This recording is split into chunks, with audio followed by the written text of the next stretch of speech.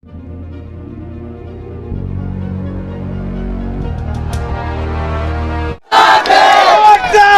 बढ़ो, हम तुम्हारे साथ हैं।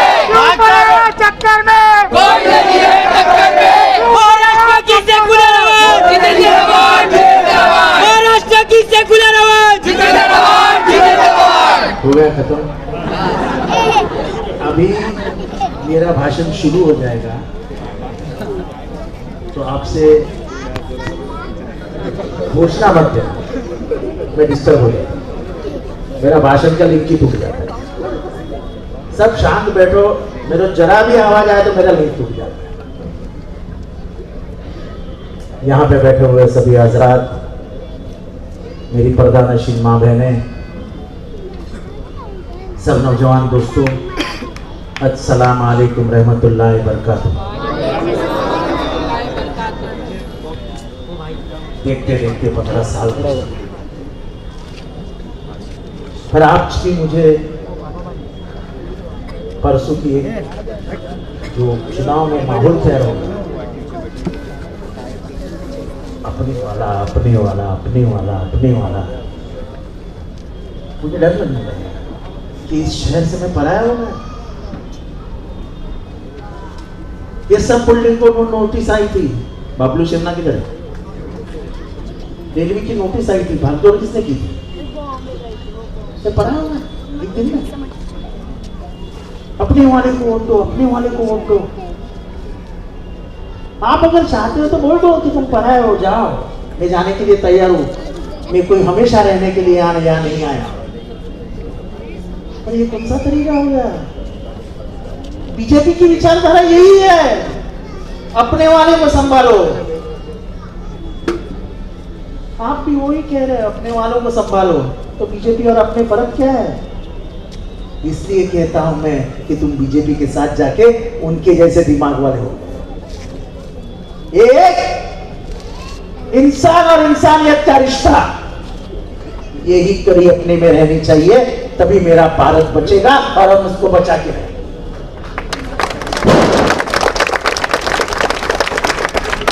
तुमको याद है, मैं अभी आते आते सोच रहा था, गुड्डू जरा ढूंढ लेना, वो एक फोटो आएगा, एक वीडियो आएगा कि एक स्टेज पर किसी मुसलमानों ने मोदी साहब को टोपी दी थी पहनने को, याद है? याद है? याद है? उसने वो टोपी ऐसे वापस कर दी। मोदी जी को पूछा गया था कि गुजरात के दंगों में मुसलमान मारे गए तो आपको क्या लगता है? तो बोले, कुत्ता भी गाड़ी के नीचे आ जाता है तो थोड़ा दर्द तो होता ही, कुत्ता।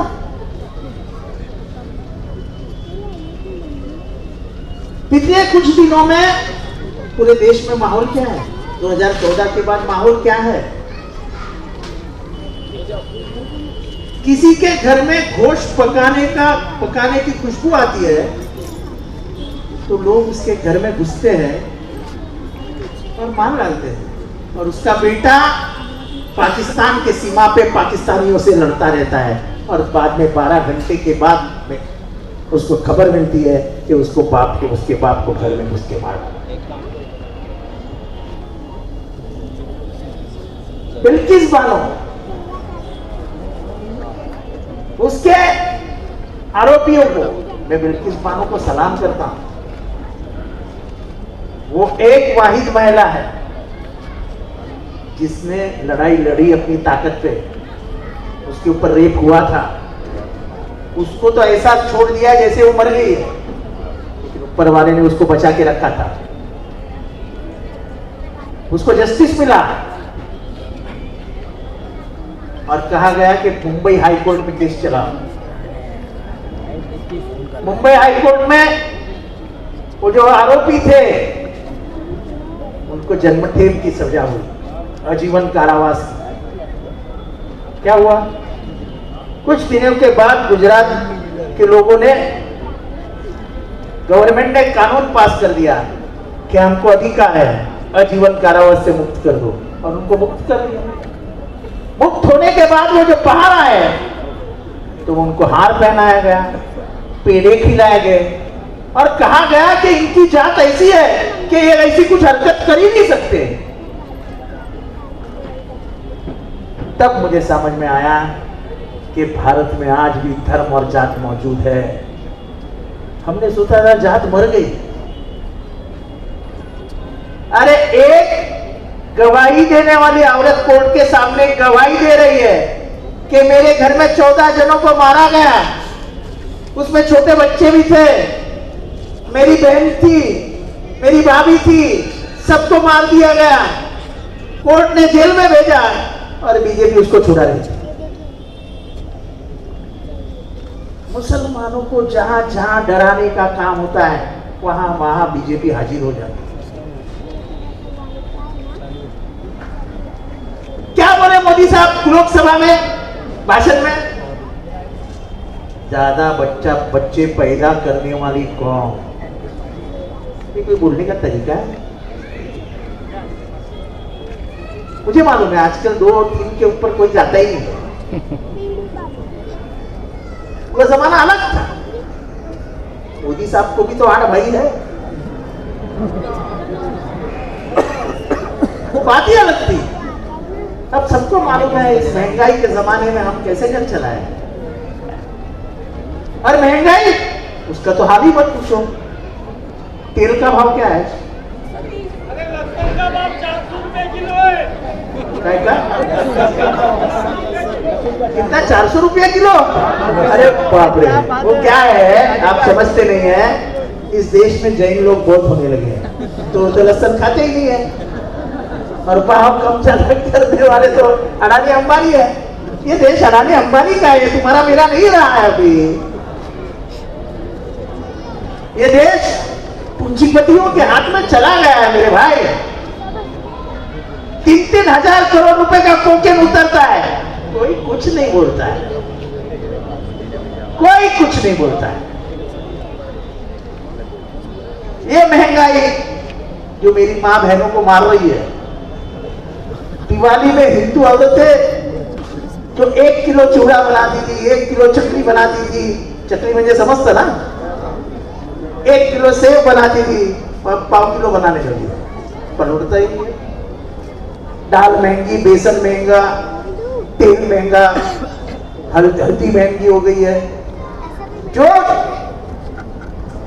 सेव एक 400 रुपए में 1 किलो बनती थी, अब वो 1300 रुपया लेती है। 1300 रुपया कहां से पर उठेगा?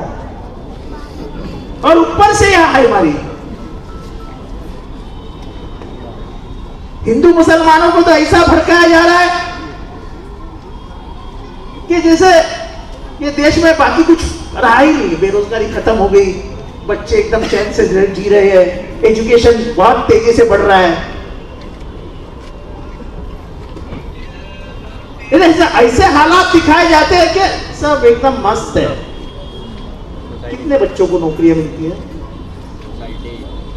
मोदी जी ने कहा था कि 2 करोड़ नौकरियां दूंगा, कहा था कि नहीं कहा था? हमारे शिंदे साहब ने कहा था कि 1000 नौकरियां दूंगा। वादे तोड़ने के लिए नहीं किए जाते थे, वादों को निभाना चाहिए। मैंने 2009 का एक सपना दिया था आपको, सोच बदलो मुमरा बदलेगा। आप बताओ हाथ उठा करके कि मुमरा बदला कि नहीं बदला? आपको हाथ नहीं है तो उठाओ ना जरा। मेरी नजर बहुत तेज है, मैं झट से पकड़ लेता हूं। आज कभी आपने सोचा था कि रेती बंदर का रास्ता इतना अच्छा बनेगा? आपने कभी सोचा था कि अपने शहर के बाजू में इतनी सुंदर चौपाटी आएगी जहां मेहमानों को चलाने लेके जाएंगे? आपने कभी सोचा था? सब आ गया। आपने कभी सोचा था कि स्टेशन इतना खूबसूरत बनेगा, हमारे सब रास्ते कंक्रीट के बन जाएंगे, मित्तल रोड बनेगा? सोचा था? हॉस्पिटल बना, मित्तल रोड बना, लाइब्रेरी बनी, 6500 स्क्वायर फीट की लाइब्रेरी है, 6,500। क्यों बना? कि मुझे लगता है कि कुरान भी वही पढ़ता है। पहले लफ्जी कुरान में, कुरान के क्या है? इकरा, पढ़ो, पढ़ोगे तो बचोगे, वरना ऐसे ही मारो जाओगे। पढ़ना सीखो। खास करके मैं मेरी माँ बहनों से कह रहा हूं, बच्चों को पढ़ाओ। बच्चा अगर डरता है दुनिया में किसी से, तो सिर्फ माँ की आंखों से डरता है, नहीं तो किसी के बाप से नहीं डरता। मैं मेरे मेरे मेरे तजुर्बे से कह रहा हूं। मैं मेरे माँ से इतना डरता था, इतना डरता था कि मेरी माँ जब मैं घर पहुंचता था तो मेरे हाथ में तो चाबी नहीं थी। बोलती तू जब भी आएगा दरवाजा खोलना, मैं दरवाजा खोलूं, तेरे हाथ में चाबी नहीं थी। मैं जब भी घर पहुंचता था ऐसा खींच लेती थी। अगर उसको सिगरेट का बास आया तो पूछती थी किधर खुदे को सुनाला रे। तो दारू पीने की कोई हिम्मत ही नहीं थी मेरी। माँ को ऐसा लेना चाहिए। मैं कमाता था अच्छा, 30 रुपया देती थी खर्चा करने को, 30 रुपया मेरा पूरा पगार आते ही निकाल लेती थी, पैसा नहीं रखा। पर उन आदतों से निकला क्या? तो मुझे अभी चलो जवानी चली गई, अभी दर्द की तरफ आ गए, लेकिन माँ जब तक जिंदा थी उसके बाद कई साल माँ की आंख दिखती थी। मेरे नाके पे खड़े होने वाले लड़के क्या कहते थे मालूम? 10 बजे के बाद, अब इसको दिखेगा माँ झाड़ी होती हुई। मेरे माँ चिड़के इसकी झाड़ी हो जाती है ऐसे, मेरी सिंगल। और तुमको मैं कहता हूं, ये बच्चे जो मारे जाते हैं ना मोटरसाइकिल पे, इसके लिए जिम्मेदार तुम। किसी को दोष मत देना। नहीं, बच्चा 19 साल का हो गया है, अब उसे बाइक मिलनी चाहिए। बाप बेचारा सुनता है, दे देता है। फिर बच्चा 11 बजे घर से निकलता है, जाता है अंदर, माँ रोती बैठती है, जिम्मेदार कौन? ये पॉलिटिकल भाषण नहीं है मेरा, ये प्यार है मेरा, प्यार। आप उसको रोको। मैं इसे कई अंदर हो ना बेटा, वारदात बताऊंगा जिससे मैंने देखा है मां शर्म के मारे। एक बच्चा पकड़ा गया, चलो पॉलिटिकल भाषण होता रहेगा यार। एक बच्चा पकड़ा गया, थाना क्राइम में पकड़ा। उसके माँ बाप का फोन आया, अरे हमारे लड़के को ऐसा ही पकड़ा है यार, हमारा लड़का बहुत अच्छा है, ये है वो है। मैं क्या थाना क्राइम में, इंस्पेक्टर अपना दोस्त ही रहता है, क्या बेटा चाय भी पिया? बोले बच्चे को क्यों लाया यार, इतना अच्छा लड़का है, पढ़ता है, ये करता है, वो करता है।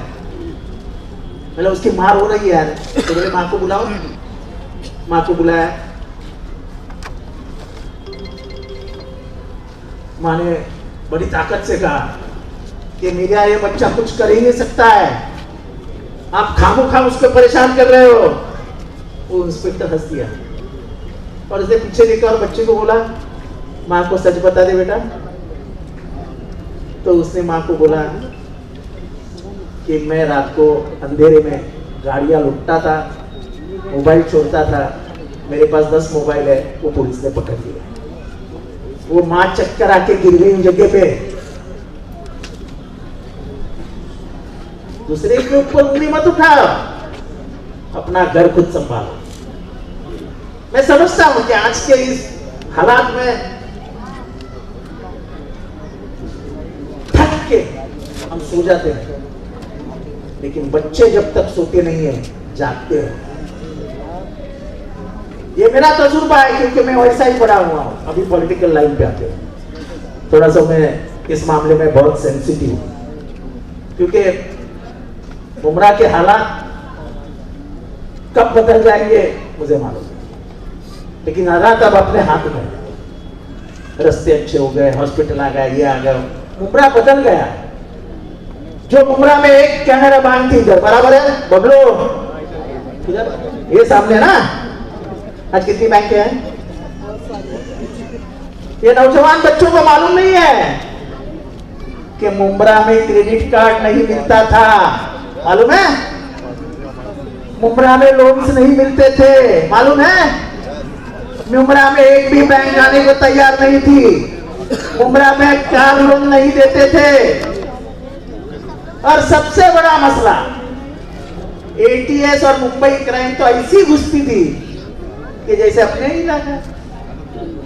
गुलशन कुमार की हत्या में मुंब्रा से 4 जन उठा के लेके गए, उनका कोई संबंध नहीं था, डाल दिया अंदर।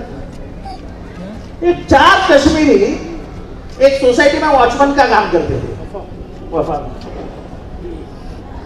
शंगारी नाम का कमिश्नर था, अपना दोस्त था। उनको उठा के लाया, दिखाया कि हथेली के डाल दिया। मैंने उनको बोला यार क्या गलत कर रहे हो, और बेचारे कश्मीरी नौकरी करने के लिए आए थे। बोले जितेंद्र ये दिखाना पड़ता है, हम ये नहीं दिखा दिए तो नौकरी से जाएंगे। बोले यार किसी की गरीब की जिंदगी क्यों बर्बाद कर। अब उसके बाद की हालत सुनोगे। 17 साल के बाद कोर्ट का निर्णय आया और कोर्ट ने क्या कहा मालूम? इनका कोई भी दोष नहीं है, इनके किसमें भी इनका हाथ नहीं है। क्या फायदा, 17 साल तो चले गए। रशीद कंपाउंड से आए दिन लोग उठाए जाते थे, अब उठाए जाते हैं? कोई पुलिस आती है? कोई कोम्बिंग ऑपरेशन होती है?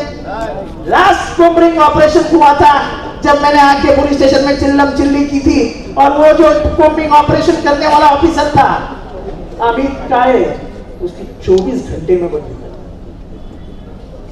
मैं हक की लड़ाई करता, मैं हक पे उतरता, मैं हिंदू मुसलमान ये मानता ही। जब चाचा को मारा ट्रेन में, मेरा क्या संबंध था चाचा से, पर मैंने सोचा कि मेरे बाप को कोई ऐसा मारता तो मैं क्या करता। उसमें मैंने मेरा बाप देखा।